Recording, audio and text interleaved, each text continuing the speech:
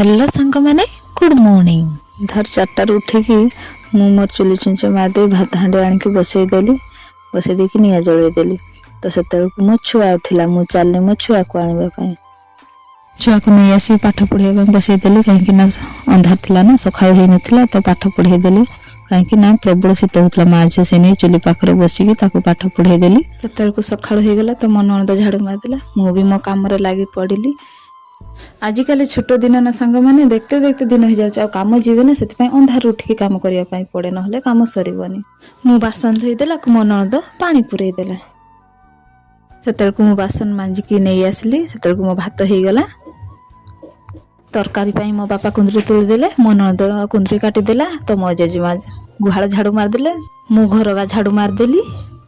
घर काम साहाय्य करती बोले समस्ते मिसिकी जल्दी काम सरी जाए के जना पड़ेनी।